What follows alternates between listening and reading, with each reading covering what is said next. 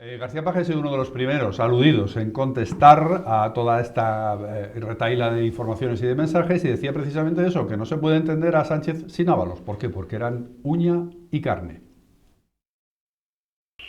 Además de la tercera que se aparece hoy, ¿no? Uno, que Ábalos y el presidente eran uña y carne, que en un momento determinado pudieran tener problemas, pero que eran uña y carne. La verdad es que creo que Ábalos es en buena medida artífice digamos, de la carrera política de Pedro Sánchez, sobre todo a raíz de esos episodios que les contaba al principio de la intervención, ¿no?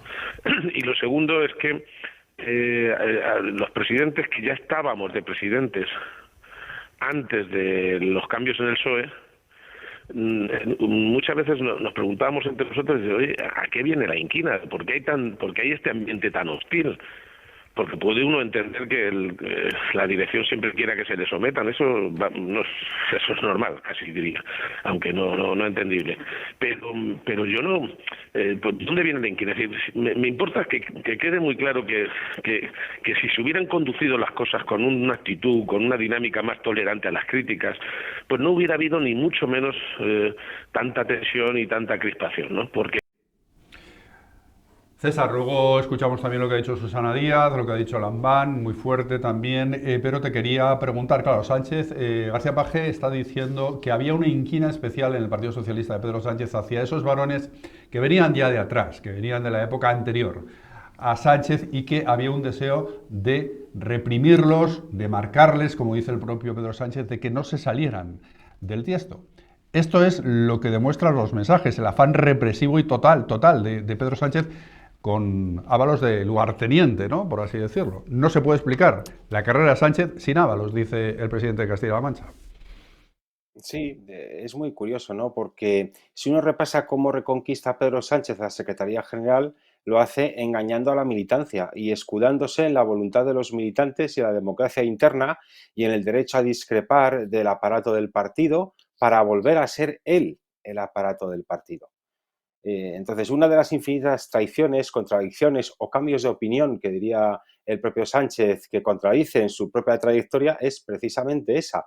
Cuando él se ve apartado de la Secretaría General por el Comité Ejecutivo del partido, por las políticas inaceptables que está llevando y por la deriva a pactos inadmisibles para cualquier socialista con dos dedos de frente, pues él hace ese viaje por toda España, por cierto, en un coche diésel, los mismos que ahora él prohíbe, para recuperar el poder dentro de su propio partido. Y una vez que tiene el poder y una vez que llega a la presidencia del gobierno mediante una moción de censura, no ganando limpiamente las urnas, por cierto, se dedica a tener a un perro de presa, como Ábalos, al que manda para morder a todo aquel que cuestione sus decisiones y sus pactos inconfesables, ¿no? Y el señor Page lo dice muy bien, los que estábamos en el Partido Socialista antes que él.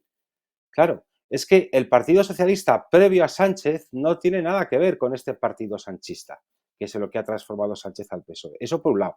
Y por otro lado, hay que denunciar ese carácter cesarista, ese carácter totalitario, ese carácter norcoreano, diría yo, por el cual no se admite otra forma de pensar dentro del Partido Socialista, ¿no? Sánchez presume muchas veces o ha presumido de pluralidad.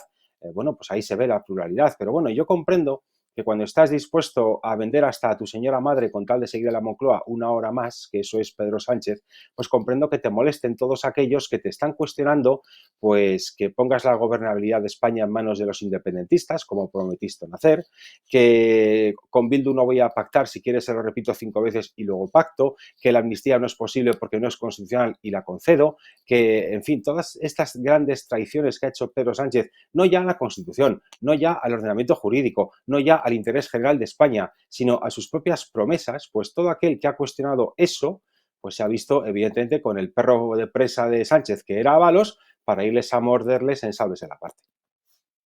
Dice don César Sinde, ese Partido Socialista anterior a Pedro Sánchez. ¿Qué era ese Partido Socialista? Pues era un Partido Socialista que veía en la figura de Susana Díaz, la presidenta en ese momento de Andalucía, el relevo para continuar en esa línea de Partido Socialista clásico, como dice García Page también. Bueno, Susana Díaz también es una de las aludidas en esos mensajes entre Ábalos y Sánchez. Está muy jodida, esa es la que tiene que estar muy jodida, dice Sánchez a Ábalos en un momento dado, que estará hablando de Cornejo. En ese momento Cornejo era el secretario de organización del Partido Socialista Andaluz y hablando de eso, en ese contexto dice Pedro Sánchez eso de la otra, Susana, sí que está jodida. Y le dice a Ábalos, seguro. Hoy le han preguntado a Susana Díaz qué opina de todo esto y a la mujer pues como que le han venido viejos fantasmas a la mente y así lo ha dicho. Para mí es muy doloroso, Nacho, porque te hace recordar lo que fueron aquellos 3 años. Y aquello fue terrible. Fue terrible, sufría mi familia, yo misma. Ver morirse a mi padre con el dolor de lo que estaba pasando y eso te hace revivirlo otra vez. Susana Díaz, que no era cualquier persona en todos esos tejemanejes, era la persona que estaba destinada a encabezar el Partido Socialista y que finalmente no pudo ser porque Sánchez le ganó efectivamente unas primarias, pero que hoy recordaba todo aquello y decía, qué mal lo pasé con este hombre ahí rondándome, ¿no?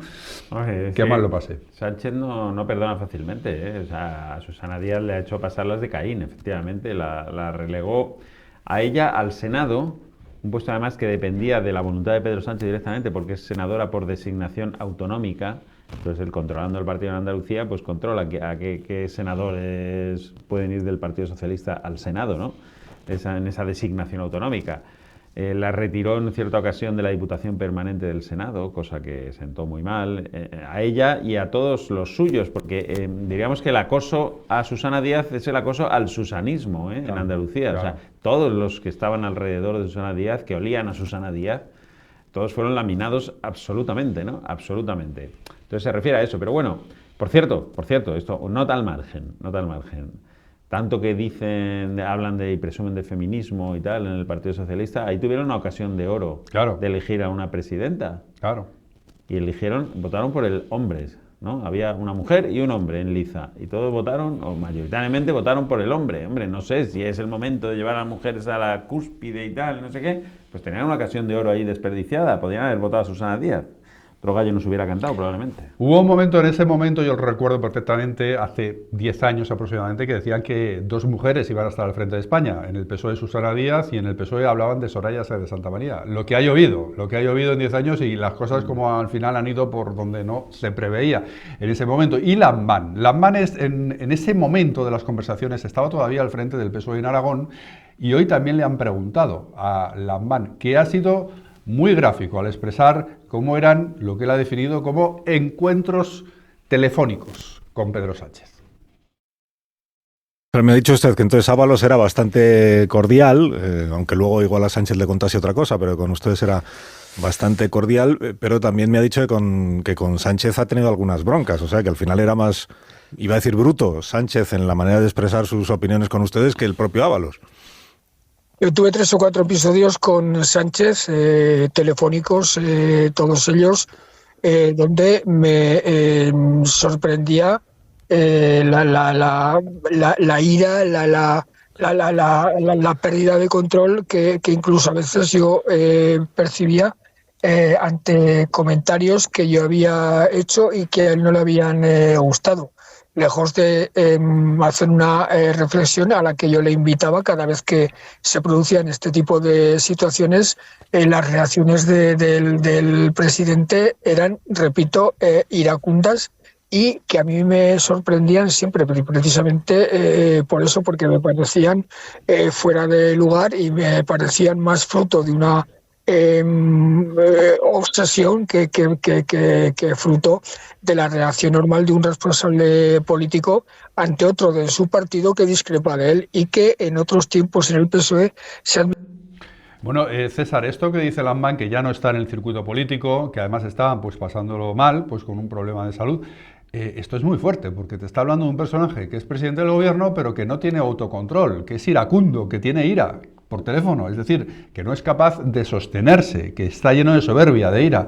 Y esto es lo que dice Lambán, que ya no tiene nada que temer y que dice pues lo que piensa, tal cual.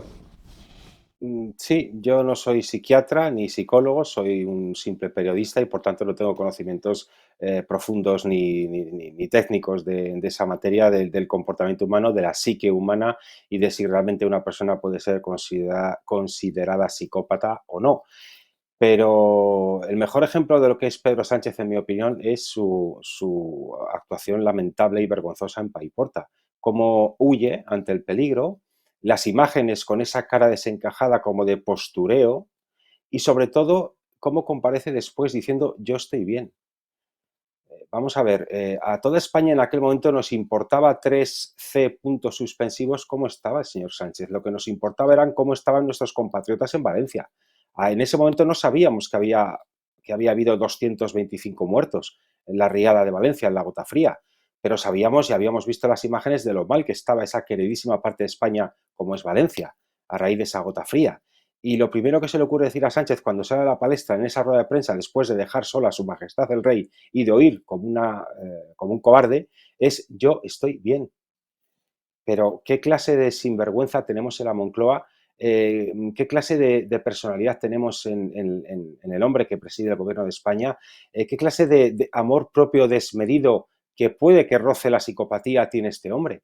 Pues una persona con ese carácter que en medio de esa tragedia, con 220 muertos, que aún no se sabía la cifra de muertos, pero que sabíamos que había habido mucha gente que había podido fallecer, muchas familias que habían perdido todo, unos daños materiales cuantiosísimos, en ese escenario que sacas una rueda de prensa diciendo yo estoy bien, pues denota muy bien el tipo de persona nefasta que eres, ¿no? Entonces, bueno, que esta persona se dedique a perseguir la poca disidencia interna que ha tenido Pedro Sánchez en el Partido Socialista cuadra perfectamente. Sánchez es una persona que quiere detentar el poder absoluto. Acordémonos todos en aquella recepción con motivo del Día Nacional del 12 de octubre, cuando después de cumplimentar a sus majestades los reyes pretendió ponerse al lado de ellos para saludar al resto de invitados.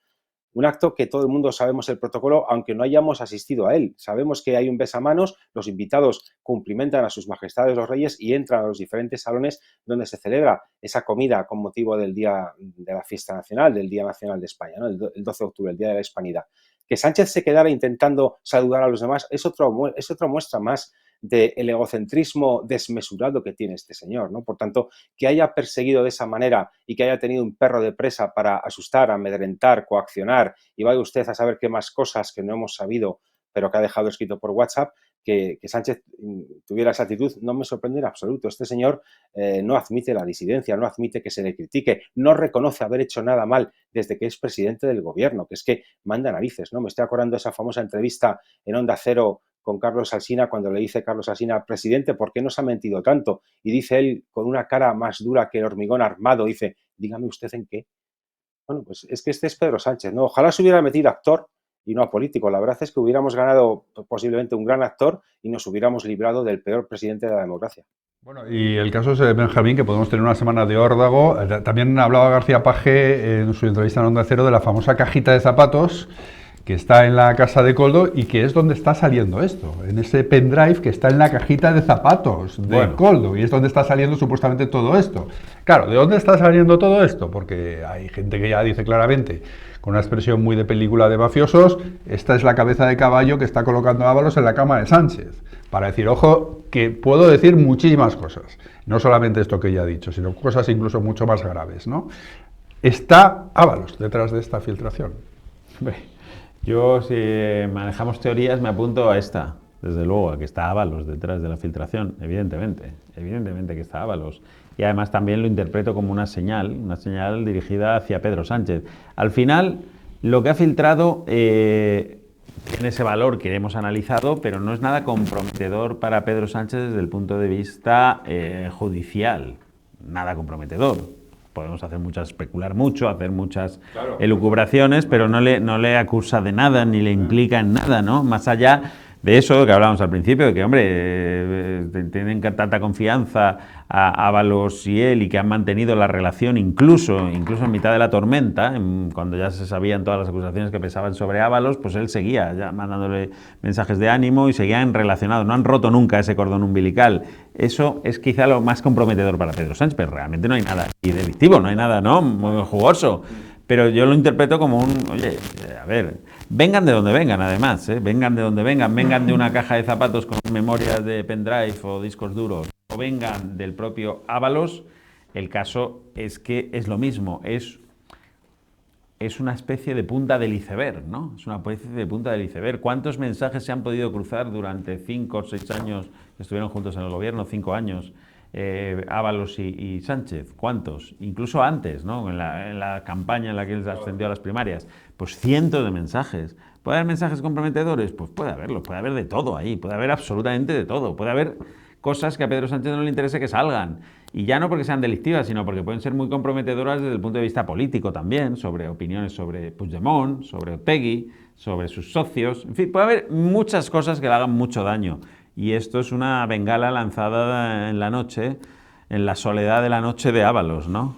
Claro, boom, lanzo la bengalita, aquí estoy, no os olvidéis de mí, que mira lo que tengo, en fin. César, yo lo interpreto así, no sé César. ¿Tú ves que hay ahí una mano de Ábalos detrás de esta filtración y ves que hay un miedo clarísimo de Sánchez también en ese peloteillo que se trae con Ábalos, en esos mensajes que son de una cierta sumisión, de oye, cómo te echo, lo que trasluce es cómo te estoy echando de menos, qué bien estaba contigo? Hay un miedo también ahí de Sánchez a lo que puede decir Ábalos y ese peloteo de Sánchez hacia Ábalos. Sí, porque aplicando la máxima en fin, de la investigación criminal, cui prodest, a quien beneficia. Entonces, evidentemente esto beneficia a Ábalos. O bien porque en los mensajes que hemos conocido es Sánchez el que pelotea de alguna manera a Ábalos, pero también como mensaje implícito de decirle a Sánchez que haga lo que mejor sabe hacer, que es retorcer la infraestructura del Estado, las instituciones del Estado en su propio beneficio. En mi opinión, me puedo equivocar, pero tengo la intuición de que es eso lo que busca el señor Ábalos, ¿no? Presionar con información que no desvela, no tiene consecuencias penales para Sánchez, pero un toque a navegante, es decir, o retuerces las instituciones del Estado y me haces un Puigdemont y me haces una amnistía, o haces lo que haga falta para que los tribunales no sigan avanzando penalmente contra mí, o tiro de la manta, ¿no? Y yo creo que es una jugada de manual. ¿Y qué dice el Partido Socialista a todo esto? Porque alguna reacción tenía que haber del Partido Socialista. Ha hablado hoy la portavoz Esther Peña.